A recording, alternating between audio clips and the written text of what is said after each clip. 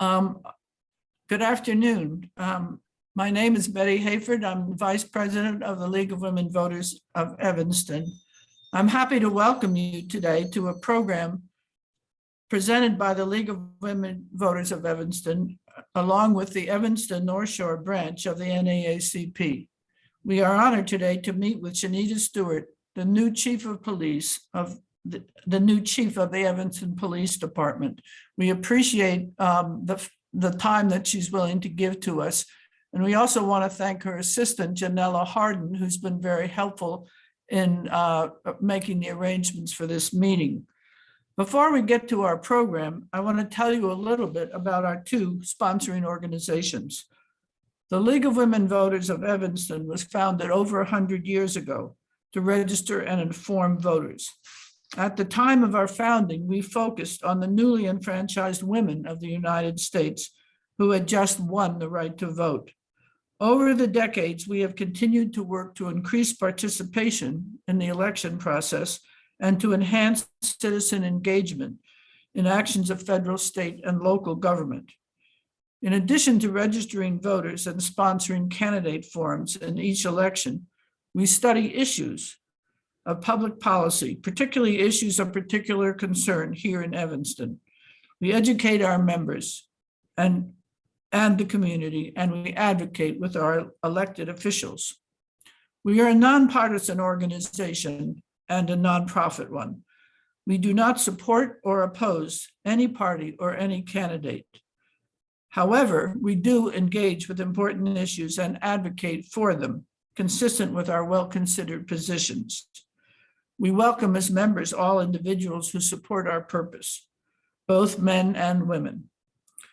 Our co-sponsor today, the Evanston North Shore branch of the NAACP, is also a long-standing local organization led locally by President Michael Neighbors and administered by the national NAACP President Derek Johnson and the Board of Directors.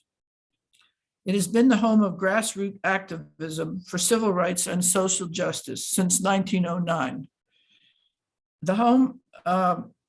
The mission of the NAACP is to advance policies and practices that expand human and civil rights by tackling inequalities in the areas of race and justice, voting rights, climate justice, economic sustainability, advocacy and litigation, entertainment, education, health, and next generation leadership. NAACP has more than 2,200 units across the nation, powered by over 2 million activists. NAACP also has international branches in Africa, the Caribbean, and Latin America, Germany, and Japan.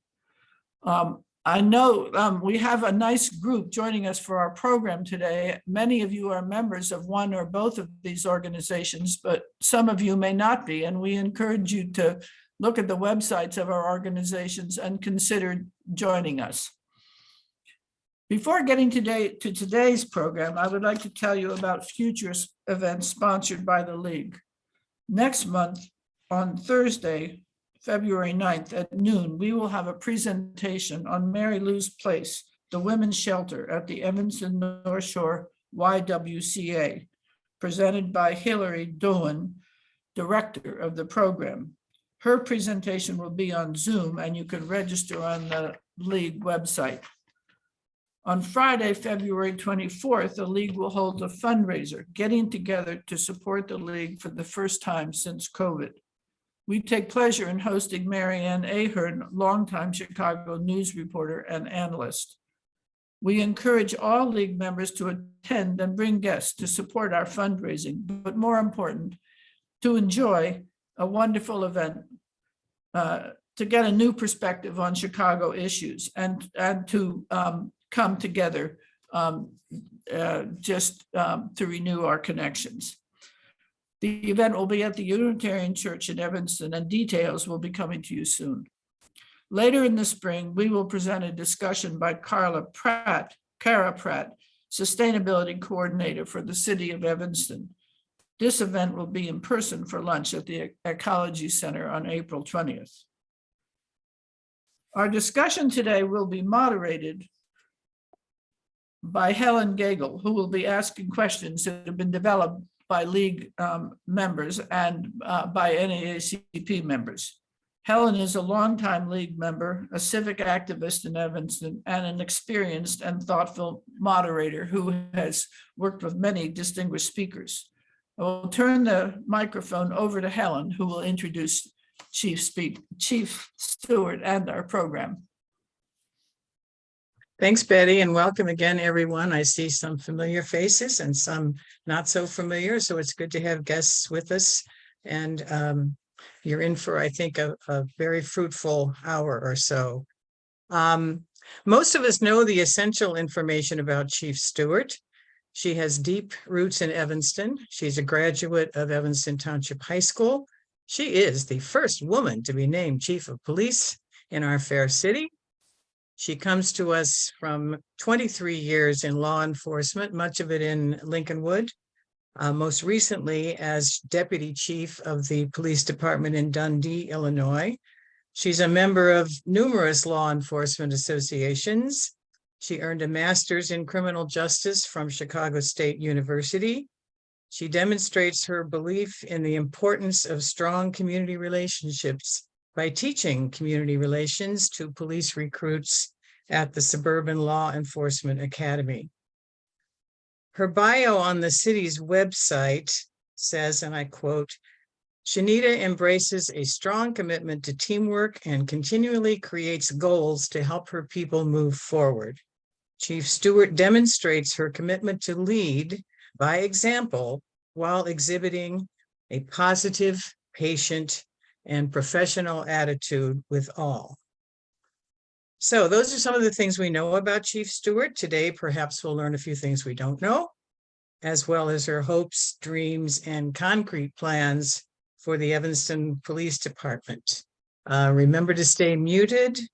If you do want to pose a question in the chat, we will get to them as time allows. We'll also be saving those. Janelle Harden is going to handle that, and she will see to it that the boss responds to those questions if we don't get to them today. Chief Stewart, your appointment last October was greeted with great pride, high hopes and expectations, and I might add some relief that the ship now has a permanent captain. This honeymoon of sorts enables you to move quickly to put your ideas in motion. Will you give us a brief summary of how you've been spending your time since October? What have you learned about challenges facing the department? And what actions have you taken so far that you are particularly proud of or want us to know about? Well, been busy. One of the things I wanted to focus on was being accessible to the community and engaging the community to see not only how we can better build a partnership, but also internally with accountability. I know I was brought in and there were a lot of issues going on within the agency, and sitting down with a lot of staff members and doing an internal survey gave me a good insight on the issues and the things I needed to address.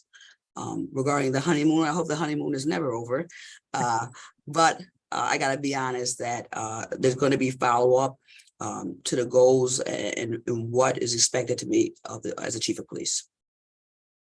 Great, thank you.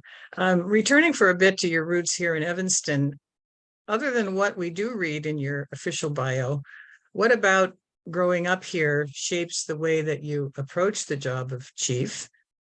And I might add, when we spoke last week, you described yourself as an old soul, and that throughout your career, you felt that you were always coming home. Can you say a bit more about that? I think uniquely for me, particular to the Fifth Ward, it's kind of been a celebration of the whole community. This appointment, I haven't really grasped it in yet. Of my appointment, it's kind of been, even when I go back or I'm around people, I'm fortunate, I had my grandparents were involved with my upbringing a lot. So when I kind of call myself an old soul, it was the rules of the house. No matter which house I was at, my parents' house or my grandparents' house. So me saying really coming home is, just years and years of, my family's been here since 1916, looking at how far we've come, more how far we need to keep going is what I always take in perspective. Great, thank you. Let's talk about relationships. As chief, you will interact with institutions and organizations that serve the city and its residents, perhaps more than any local official. You have a visible presence, and everyone wants to wants you to be at their beck and call, I should say. On the local government side, I'm thinking of the library, I'm thinking of Parks and Recreation, I'm thinking of the health department and the schools. What have you been able to do so far to get to know the leadership in those various entities and their needs and expectations from the police department? I think being proactive in building back those partnerships, as a chief of this police department, unfortunately, the police department's had a long history of not wanting to collaborate with people outside the walls of the PD, and understanding that for this to work, we all need to work jointly together. So first of all, like I say, I think Audrey Thompson at the Parks and Rec department is absolutely amazing. I think the city is lucky to have her. But her involvement and partnership helps with the youth within the community. I've talked to both superintendents of both districts, and I've been working jointly with them. We're going to be doing bi-weekly meetings on how we can work together, for the community and the betterment of the community. So I think a continuous effort needs to be made from the police department to understand that you're not on an island by yourself. You don't work independently. You work jointly with the community and other organizations to make this work. One of the institutions in this community and others, the public library, particularly during the pandemic and with other issues, ongoing issues such as homelessness, libraries have become social service organizations in important ways, as well as knowledge centers. And there was, I think, just within the last week, an incident at the library where there was actually a gun involved. What's your reaction to that, and the ability of the police department, or the responsibility of the police department, to ensure safety while also acknowledging the library as kind of a safe haven for people who are struggling? That's a great question, Helen. I've been working with Heather. She's an interim director. From the law enforcement standpoint, we had a security guard that was a victim of the crime, which was that aggravated battery that occurred there. But also, yes, a lot of our unhoused do go to the library, and that's been we've been involved in that. And I think right now there's going to be a turn in a lot of the different departments within the city regarding social services, or, we first started in law enforcement is dealing with crime, and some of our jobs is in more social service kind of that realm. So I think it's going to be an ongoing issue. We do have a lot of unhoused in our downtown area, and not only the library, but I think other businesses will continue to deal with that. That is something that a lot of people are concerned about. Could you say a little bit more about what the police presence in downtown Evanston and the neighborhood business areas might be to manage the issue of I like your term, unhoused people? So, we have 2 community policing unit officers dedicated to the downtown area. And Officer Russ and Officer Jones have been doing a really good job of it, trying to be proactive to a certain extent. But there are issues, right? Because we, not only we have unhoused, we have some of our people with mental health issues that are also congregate in the downtown area, or possibly substance abuse issues in the downtown area. So as a chief and running an agency, I like to be very careful of how we kind of group people, or how we kind of target people, or where they fall. I want us just to respond to the calls that come and be very careful of how we proactively address things, that we don't target individuals based off of that. Great, thank you. We also have some major institutional presences in the community. One, of course, being Northwestern University, two major medical centers, and there may be others that you could think of. What kinds of relationships and endeavors do you see happening with those institutions, which are also major employers in the community? You know, we here at the police department, we do have liaisons to the hospitals and to Northwestern. And I know right now staff has been working a lot with Northwestern due to the upcoming new stadium. That's been a topic of conversation, and how it impacts even right now, currently, traffic around that area. So I think the continued ongoing conversations. And then, you know, we assist Northwestern, and I know this came up reference the recent basketball game of how traffic kind of got shut down around the whole area. But I think just coordinating those efforts and to continue to work with them. Great, thank you. We also have a long list of advocacy organizations in this community, two of which are present or hosting this program. And another one, and I just spoke this morning with Patrick Keenan Devlin, who heads the Moran Center for Restorative Justice. And he said, not at all tongue-in-cheek, he meant this very sincerely, she wears her heart on her sleeve. And he went on to say that you have a deep understanding, both from your academic background and your policing background, of the concept of restorative justice. And he actually cited a recent case where he approached you at a city council meeting with a case, and within hours, I think, you had addressed it and to a satisfactory, hopeful conclusion. Talk a little bit about how you would and are handling pressure, advocacy, requests from organizations around town, and also what we, as the NAACP and the League of Women Voters and the various causes we work on, can establish good relationships with you and be supportive of the police, while perhaps also sometimes asking hard questions.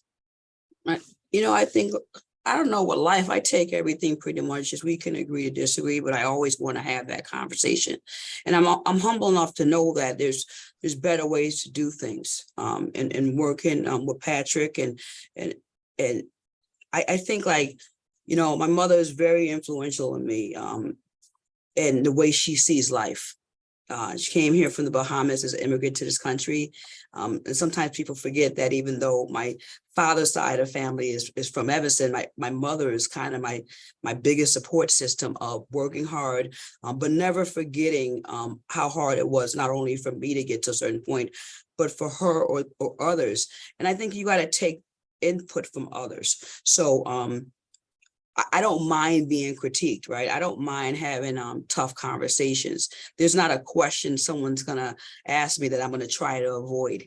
You know, you can kind of throw everything at me, because I think that really goes to being transparent, right? I've been getting on Mr. Neighbors there, because we're gonna get together, and I gotta follow up with issues from a Black Employee Report, and I want people to hold me accountable to say, what are you doing about the things that are going on? And I want to answer to people, not just to the city manager or to the mayor. I need to answer to the community. I need to answer to my employees that feel a certain way. So just always continued having those conversations, or never getting to the point as a chief where I don't think I have to not follow up with people.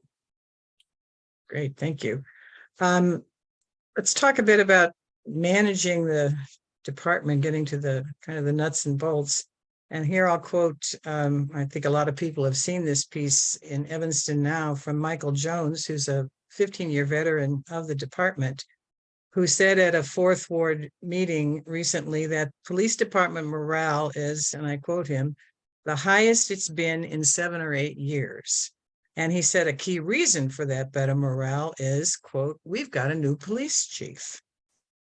And he said the hiring of Chief Stewart is the best thing that's happened to the EPD since I've been here. Another plus, he said, is the swearing in of 7 new officers, and that things should continue to improve to the point that, according to Officer Jones, will be at the top of policing on the North Shore in the not too distant future. Now, it's hard to get a better endorsement from the rank and file We need to make him chief.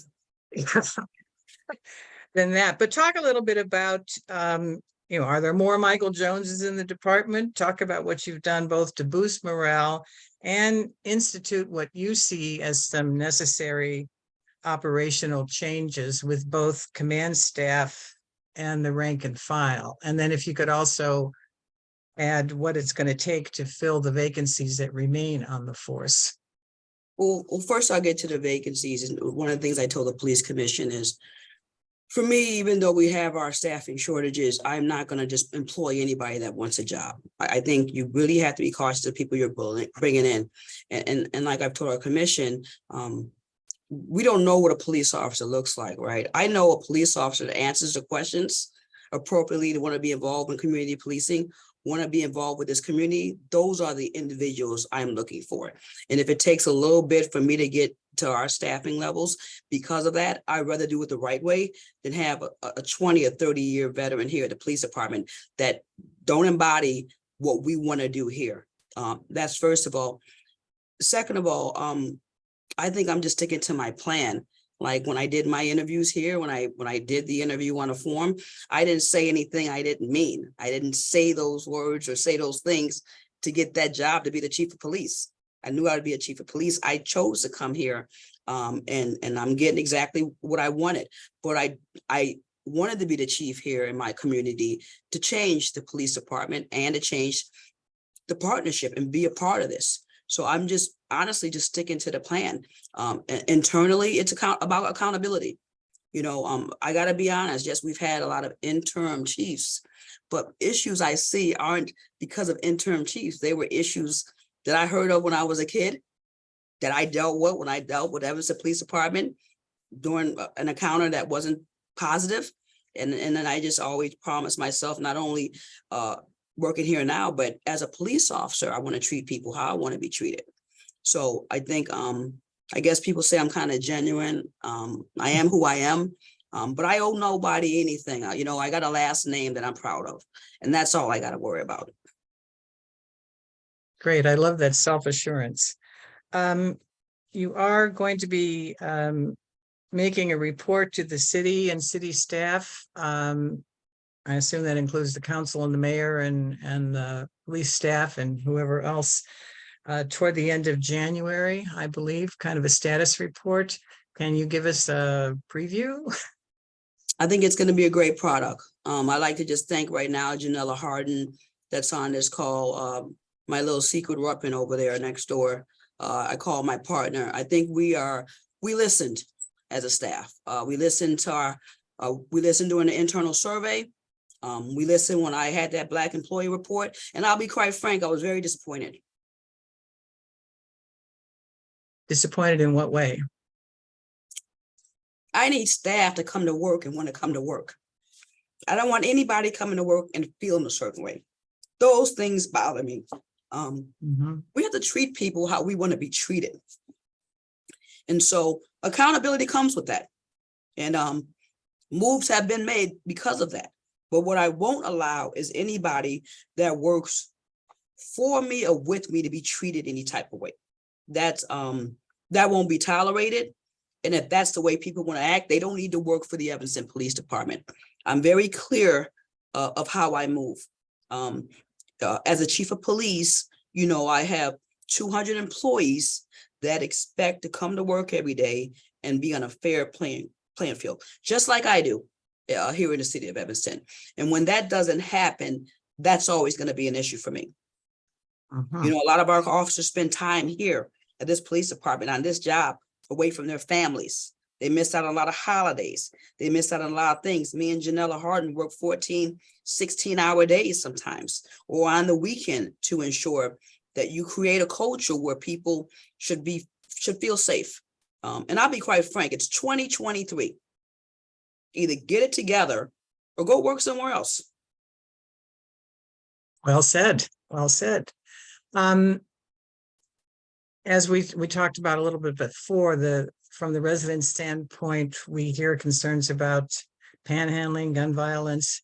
other things. And there are some efforts afoot to move 911 calls that are not true emergencies to other entities. I think that's still under discussion. There's an agreement with Trilogy around handling issues related to mental illness that might come up. Can you give us kind of an update on where those things are going? How many unnecessary 911 calls come in that detract or take time that could be spent in better ways, for So example? Helen, you're kind of describing those nuisance calls. You know, I didn't know before I took this job that Evanston didn't have any community service officers or someone to that effect. There are nuisance calls and there are calls that we probably would need a specialist to respond to. Trilogy has been great. I know our officers have responded to mental health calls and called Trilogy, and then they've come out to the scene. But yes, there's going to be calls in which, yes, the police are needed. And there are going to be some nuisance calls and that maybe someone else can handle. I take into consideration everything, especially when it comes, Ms. Harden had a great idea. I wish I'd have thought of it first, but I'll give her credit for this. And how often we can take our officers out of uniform. At the school, I no longer have officers in a uniform. I just spoke to Detective Spells on Fridays. They'll be dressed up in their Evanston Wildcat gear, like everybody else, feeling like they're part of that team. When we update the city website for the chief of police, I won't be wearing a uniform. I mean, there's a lot more things we can do, and everything's not punitive in nature. I had Camp Kuma. I had 26 kids in my office from the community, and I ate up all my candy. I follow up on that another time. But I wanted to bring them in to this police department, which is their police department. I want them to see someone that looks like them and say, you don't just come in the police department when you're in trouble. You come in the police department so we can show you what we do. And then eventually when they get to the high school, they'll be working with those detectives. So I think we gotta, there's other ways to do things. And I think those suggestions come from staff or come from the public when you're open to them. We got to continue to be open to those conversations. What do you say to young people about why a career in law enforcement could be a good thing? You mentioned an unfortunate encounter you had as a youngster with the police department. Did that in part fuel your ambition to go into law enforcement? And so what do you say to young people about the career possibilities in law enforcement? I think it's an unbelievable opportunity. Even now, everybody comes from different walks of life and may not have had that easy. I think some people take that passion with them into law enforcement. I think they think through certain situations a lot different than just the regular officer that's always been in law enforcement. Like for me, even as a young cop, and even if I had a narcotics arrest, I wasn't so quick to tow your vehicle. First of all, it might have been mom's vehicle. She's got to go to work. I remember my mom's vehicle getting towed because my brother had it and got arrested. The impact, just thinking through those possibilities that some people may struggle in life or may have that bad situation happen. And when you respond during those events, how you just treat people. Me and Patrick's conversation reference restorative justice is no matter who we arrest, no matter what happens, they're still part of this community. What do we do after that arrest, that contact? We're working right now. We have a group of great employees with the New Blue that are talking about, and it might be the first in the country, during that intake process, we question a juvenile and adult, say, do you have housing? Do you need food? What brought you to this criminal activity? And how can we assist you going forward? And I think because we're always open here now in police department to working with nonprofits, working with people like the Moran Center, those conversations are taking place. Great. I'll remind everyone, I don't see anything in the chat yet, but if you have a question, please put it in the chat because we may have time to get to it during the meeting. So please don't be shy about putting your questions in. As we all know that there have been some tough times and encounters that police departments have had to face up to over the past 3 to 4 years. And it often comes down to We need more citizen review of police. We need more community policing. Citizen review in this town has been an issue since at least the 1960s when I first came here. We've had various iterations of a review board or a citizens review board. Some had a fair amount of discretion and power. Some versions of it did not. Currently, we do have the Citizen Police Review Committee, I believe is the correct, and they have been preparing a report for you that I understand will be delivered to you sometime later this month.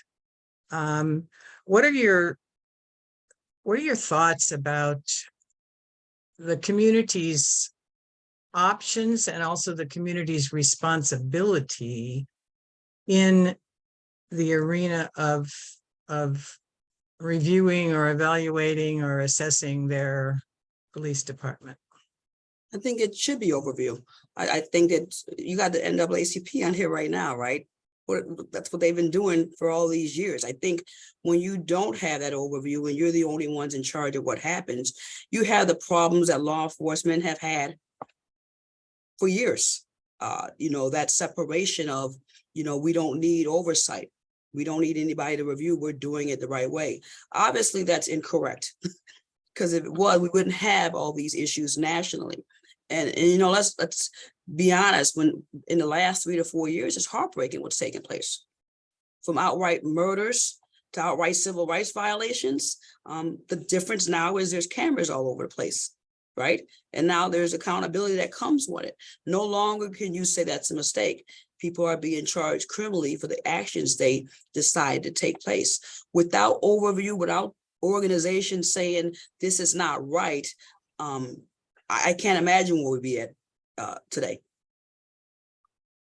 Can you give us your definition of community policing? A partnership, positive engagements that matter. It's when I say a lot of hours, yes, I work during the week, at night, and over the weekend. But for me, that's how important every encounter is. That one encounter of how you treat somebody. To me, it's the same if it's a negative encounter. The officer I dealt with, fortunately, he don't work here no more. I did check on that when I got the job. But it just takes that one encounter for someone to say, man, I really appreciate how I was treated, even during an arrest. That's truly community policing, working with the community, saying there's issues in this area, and you and us working with those residents to jointly come up with a plan to address those issues. And I think it's just been lost over the years. We're in squad cars all the time. We just wave. We don't get out of the car and talk to people. We don't engage business owners. We have to get back to just that simple conversation of how can we do this better? How can we really have a partnership? So you sound like you're confident that there can be in the department, or maybe throughout the entire department, officer friendly. Well, that's going to be the only way you get promoted to go to a specialized unit. That's the backbone of that will be the community police will be the backbone of this organization. If you don't engage in partnerships, you can't solve crime. You can't be a successful detective. You can't be a successful supervisor. Right. We do have some questions in the chat. I believe the first one came from Lonnie Dunlap, which, can you read that, Betty, or should I? I can read it if that's okay. Sure, go ahead. So the question is, Lonnie Dunlap is interested in how you introduce yourself to the current police officers, and if you can share what you said to them about your leadership and new directions. I introduced myself as Shanita. That's who I am. I'm Shanita Stewart first before I'm the police chief. I like to get on a personal level with all staff. Regarding my leadership, I said I kind of see myself as a coach. I have a lot of good staff members here that I think are excited about the opportunity to shine, and I hope the public sees that. I know a lot of people see me because I'm at a lot of events, but when there's opportunities to bring my staff to council members, council meetings, to maybe do interviews, or even to express to the city manager what they really do, shows my leadership. I think a lot of people, I have a lot of stars internally here that for years have not been able to shine. And I want to just kind of give them that platform for them to show what they do. Great. And I believe there was a question from Yeah. Judith Sorry. Treadway, or you go ahead, Okay. Janelle. So the second one, I'm sorry, is from Betty Hayford. Can you be specific about possible efforts to reduce the use of guns in the community and especially in the schools? And the second part of the question is, how effective is the gun buyback program? I'm going to go in reverse. I think the gun buyback is effective because we're taking guns off the street. I think that's one part. Secondly, with the guns in the school, I've been working, especially with Superintendent Campbell, of how we improve on the safety, especially when it comes to firearms. And some of the conversations we've had is just kind of being careful of institutionalize our youth. There's certain, we want to come up with a strategy or something that we can do where it doesn't appear to be, you're automatically bad, or you come into the school and let's just say you're getting wand as you walk in. Like, we don't want to instill in our youth that this is normal or that guns in the school is normal. So just that fine line of how do we prevent the firearms from being in school, but do it in a way that it's not traumatic to the kids at the high school. Okay, is there another one from the chat? There's one more. From Judith Treadway, are you planning to reestablish the Citizen Review Board that will address situations where police actions were questioned by the community? I thought we already kind of have that right now with OPS getting reviewed prior to it going to council. Yeah, I believe the committee that does exist, as I said, is bringing a report to you later this month. We've had various iterations of citizen review. When I was reading some history, I was disheartened to find that the establishment of a police review board in this town back in the 60s was prompted by the shooting of a Black man by an Evanston police officer. And you sometimes wonder how far we've come and how far we still have to go. Do you get discouraged sometimes, Chief Stewart? No, I guess I'm a glass half full person. I hear, every day I wake up is a good day. I wake up. I've lost a lot of people in life. So I try to take every day of how can I be a better person? How can I do something better than I did yesterday? So, I don't really think you can get discouraged. I mean, generations before me worked a lot harder than I have to, right? For me to sit in this seat I'm sitting now, it's kind of, for me, it's more of a pay it forward and continue to do what's right. And hopefully 100 years from now, this is normal for a female Black to be the chief of police, and we don't talk about oversight, and we don't have to talk about things that are going wrong in law enforcement. So, I'm big on history. I'm big on legacies and how many people struggled before me for me to get here. So this isn't hard. Generations before me, that's hard. That continued fight is hard. This is, I'm doing what I'm supposed to do. Oh, I think there are two more questions in the chat. You want to? Yes, so this one is a long one. This is from Anita. Forgive me if I believe that's Jawers. Okay. Jawers, yes. Early last month, a person was struggling to sleep in the doorway of the former Panera Bread. What should one do to assist in a situation such as this? I'll let you answer that part first. Okay. As you can see, Janella gives me orders all day, and she continues now. First part, we have, connections for the homeless. We have other organizations out there. So I think in situations like that, and I know we try to call Trilogy to get a hold of someone that can probably assist with that matter. Okay. But if I can interject, if you're the citizen who observes this person in the doorway, what should your action, if any, be as a citizen? Oh, call the police. You can call 301, you can call 911, and we'll dispatch somebody for that call for service. Oh, sorry. Lost my place. Okay, and Janelle, there's a second part to that question? Yeah, oh, there's a couple more parts. Also, does EPD provide special security around Evanston's public transit stops? And do Metro and CTA work with EPD in these areas?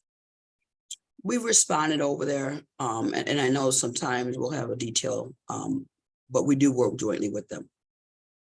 And then the last part of the question is, does Northwestern University Security still provide policing in Evanston? Yes, Northwestern has their own police department and security, and they're present at a lot of the events they have.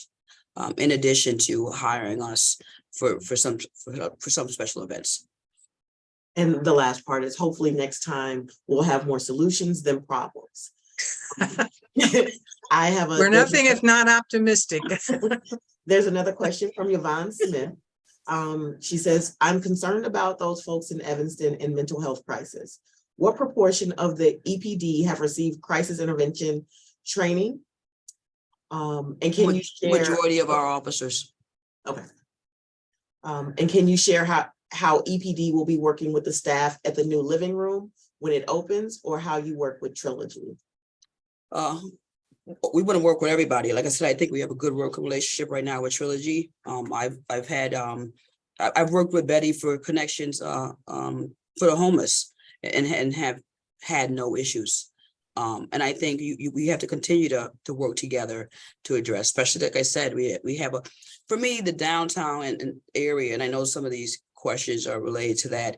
We have everything kind of packed in this area. So you're going to have, responses because of that. So that's why I don't separate unhoused, mental health, substance abuse, because it's all kind of coordinated in the area. I would almost compare it to, for me, growing up in the Fifth Ward is a small, compact area. When I would leave the Fifth Ward and go to another ward, I'm like, man, they got bigger streets, bigger houses, a bigger area. So that's how I see it geographically. Okay. We have another question from Oliver Ruff. You spoke about having officers who are not doing an effective job. What is the process for hiring and firing?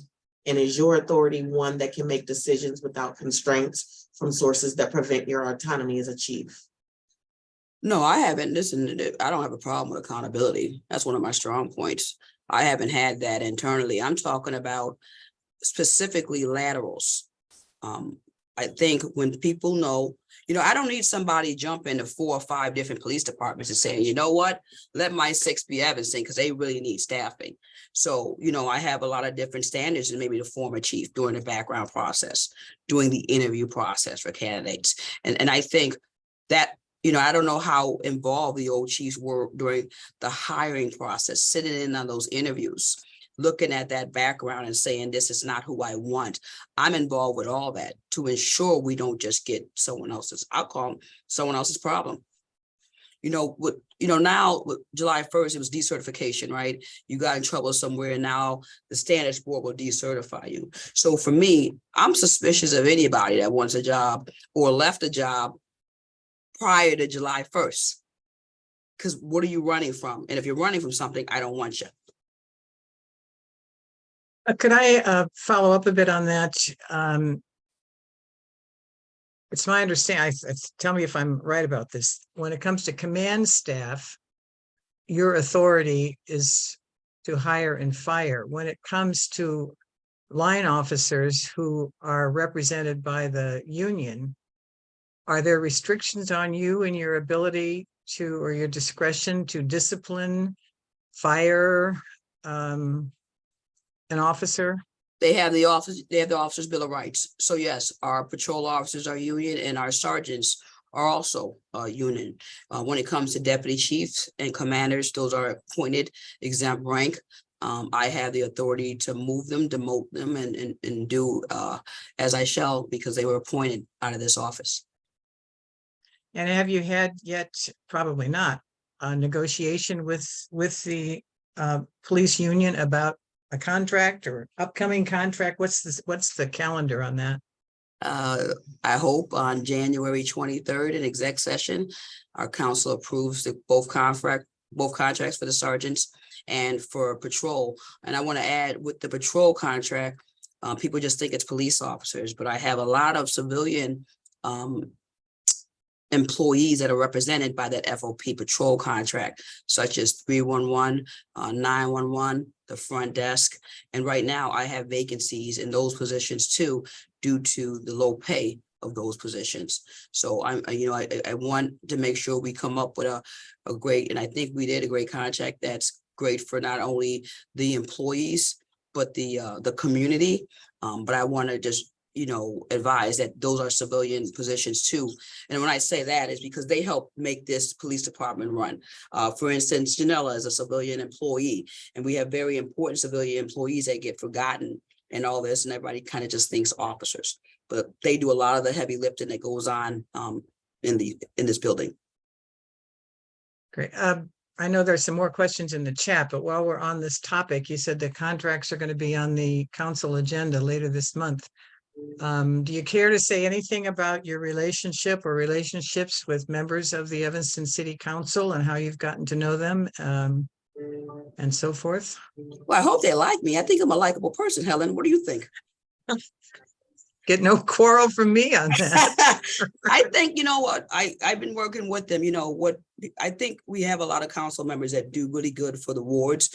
We have potential council member on this call now that'll be running for ward. I think that it's what's best for the people in those wards. And if a council member's heart is in a good place and are following up due to requests or inquiries, that's not an issue at all. That's what I expect.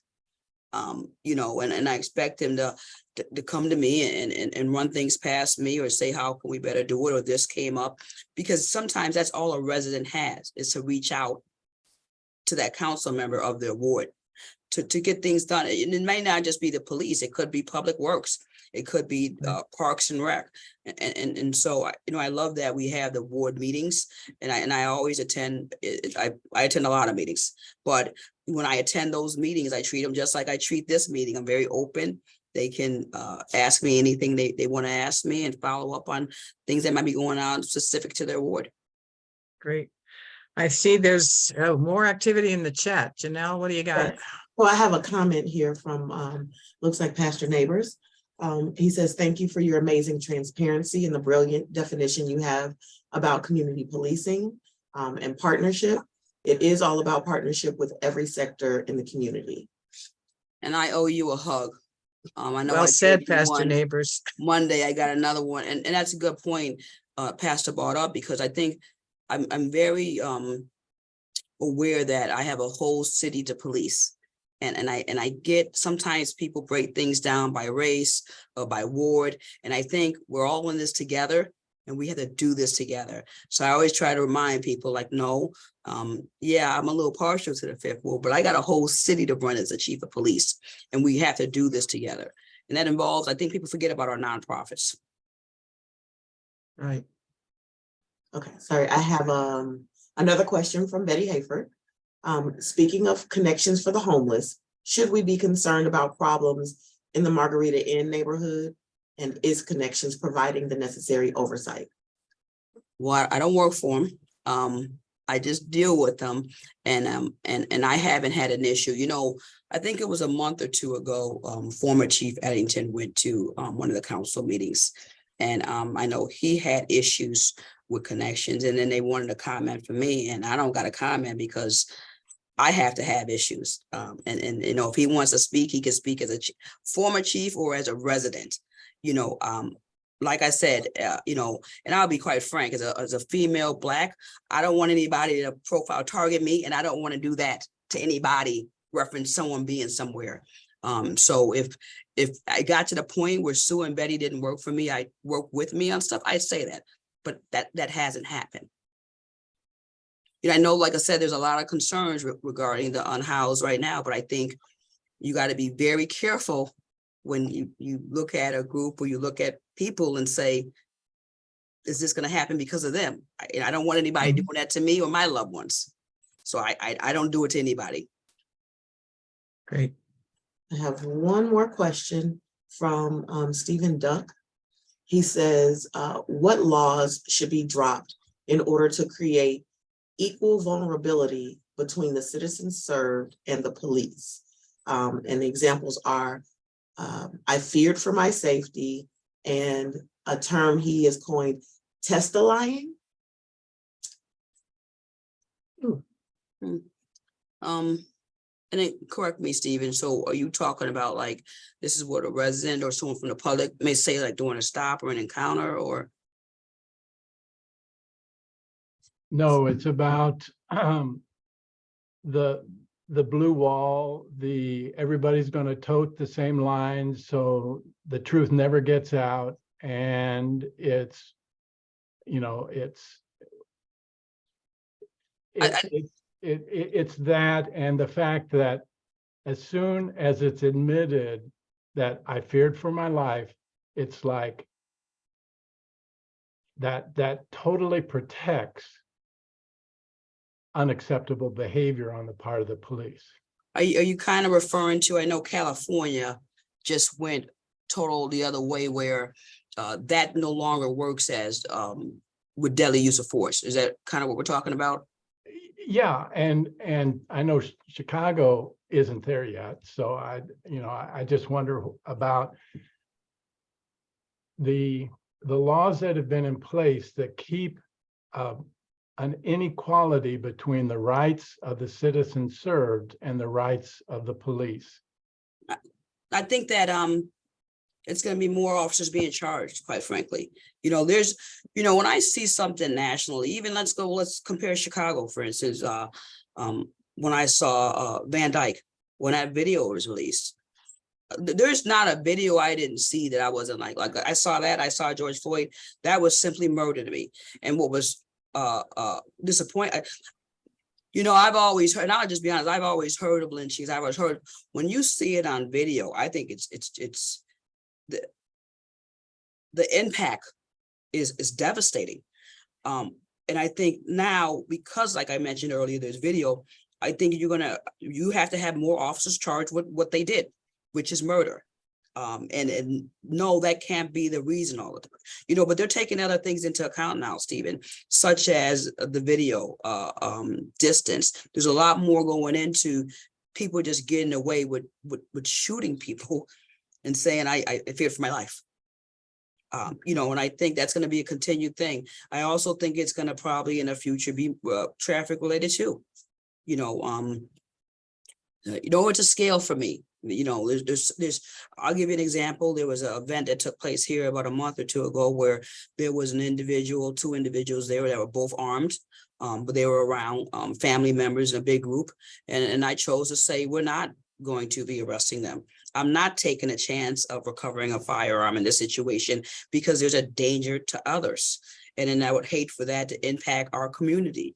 But I think the more that officers are held accountable, the less you'll see it. You know, you don't sign up to this job to execute people. You know, you hope when you go through your whole career and hope you never have to be in an officer-involved situation, officer-involved shooting, but unfortunately it happens, right? We had heroes from January 9th, 2 years ago, that responded on Howard Street. That's one situation. But then you have other situations where those people shouldn't be in our profession. And if they're committing murder, they should be in jail. So you're not memorable. I think the Safety Act. I think the Safety Act that's what the Safety Act is trying to do now with some of the reform measures. You know, I think, you know, there's good thoughts. I think the language could have been better, but I think with the language it wasn't better because we all didn't sit down together and figure it out and work jointly to do it. And legislators did it themselves. But I think that used to be the end all be all. And now I don't think that's the case now. I think there's more to that because if it wasn't, Van Dyke could have just said, I feared for my life. I mean, he tried to, and he was still wrong. He committed murder. Right. It's a memorable phrase you used. You don't take this job to execute people. I'm going to remember that. Who do you listen to or who do you go to when you need some frank feedback? Obviously, Janelle is one. She doesn't hold back. But do you have other than your mom, do you have a group of people or friends, relatives, pastor that you need to call on sometimes? I'm very family oriented. I think for me in law enforcement, I don't like just talking to people in law enforcement. I think you need a different perspective. You need people that have gone through something in life. You need to run stuff past and say, hey, am I doing this correctly? Give me your honest opinion.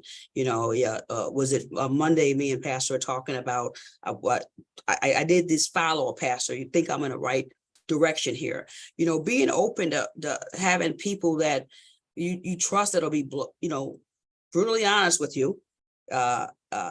They have a history of how they've been affected, in this nation, and I rely on them. Yesterday I had I had dinner with one of my best friends, Stephanie Bonner. We've been best friends in high school.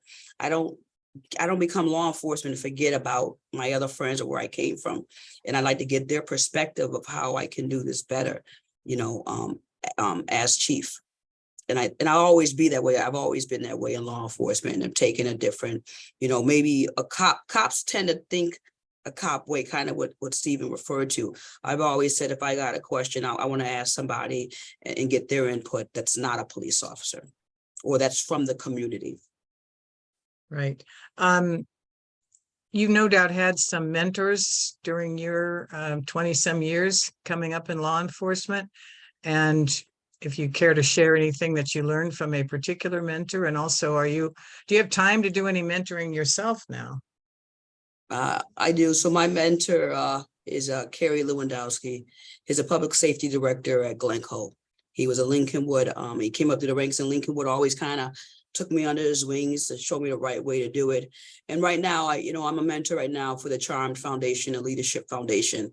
And I'm part of a peer advisory group where I participate as just a member, because I always think there's something I can learn and get better with leadership, or they can give me a different perspective on something. So I continue to work with the Charm Foundation. I continue to take advice from mentors to say how I can try to do this better. And I think that's what makes me unique. I think sometimes people become deputy chiefs or chiefs, and they're like, oh, I got it all already. I know what I'm doing. I'm the chief. And I never want to be like that. I always want to take advice and figure out how I can get better. And not being a chief, just being a good person. I think it's a lost art, just trying to make someone's day happier. I normally come in with a lot of energy. I'm kind of quiet right now. I haven't finished my first cup of coffee, but I'm normally cackling through the hallways, hugging staff, walking. I see every unit. Every week I make it a point to go to every unit within the department to say thank you. Appreciate what you do. That's great. If you had a magic wand that wasn't hampered by budget or bureaucracy or other barriers, are there 2 or 3 things that you would like to get done? Dream a little.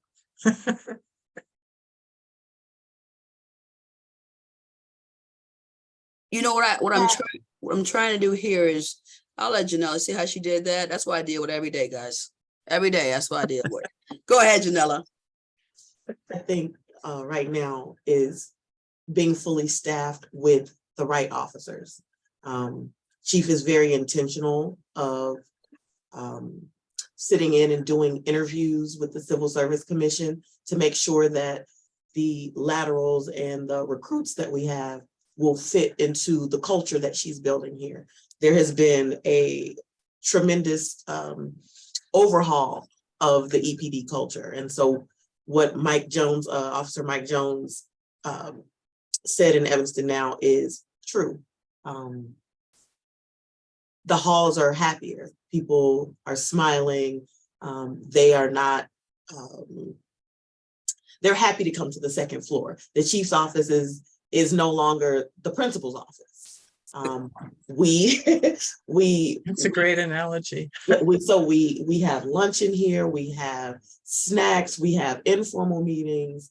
And it's probably the happiest that I've been in the 10 years that I've been here in the organization. So civilian and sworn, there has been a very tangible change that I've seen here. So I think that her intentions to build a better department isn't just based around the officers, it's also the civilians as well, because we are just as happy. And we didn't have a contract So we're just happy to be here every day and to serve the community that a lot of us, we live here. I live down the street. So It's a great endorsement. I provide a citizen's perspective, but also a civilian's perspective. But I've also been in other areas of the organization. So I try to kind of weave everything together and be a liaison and advise from more than just a law enforcement perspective. And Thank she you. listens. She listens. She listens. She listens to everyone, whether you are the custodian, whether you are a delivery person. She will open her door and she has coffee with the custodian every day. We have lunch with him. It doesn't matter. It's a much happier atmosphere now. So thank you, Chief. And I think I purposely have meetings in the building. I love when people come from the public inside here. And I really want to show like this is the public's building. This is not just our police department. And that's why I like having kids run around here. Or if someone wants to talk to me, come in and meet our staff, meet the people. And we're doing a lot more of that. You know, I don't know if you guys saw, we got our, a lot of people, have talked about, us matching kind of the community we serve, and we kind of forget about our officers and then, for instance, the Hispanic community, and that don't have English as a first language. And that's why we have the Spanish speaking police academy coming up, where we have an officer running that. I'm not going to put a boss in charge of that. That officer did all that heavy lifting for these years. It's time for him to shine and work with nonprofits, bring in other people, because we still have, like I said, it's the whole city that we police and give that understanding. Great. Is there a question I should have asked you that I didn't ask? No, I just want to thank you guys for the opportunity. The League of Women Voters, it's an honor to be on with you. The NAACP, I mean, unbelievable. I couldn't have been more fortunate to be able to have this conversation. I appreciate the opportunity to speak openly and free, and I hope we continue with this. I think we're talking about maybe an update. So I wish you guys all continued success. Thank you for your support. Anything I can do as a chief, honestly, I'm a phone call away. The minute, and I've said this before, the minute I stop being Shanita Stewart is the minute I don't want to be the chief of police here. I want to always have my integrity, be who I am, and continue to try to do good things for this community. Well, thank you back to you. I've never interviewed a police chief before, much less one who's young enough to be my daughter. But so we want to thank you, the NAACP and the League, your time, your frank answers to our questions. And I wish you great fortune and a long and productive tenure. And let's hope the honeymoon never ends. Thanks so That's much, guys. it from here. I don't know if Appreciate it. Betty, you have any closing comments?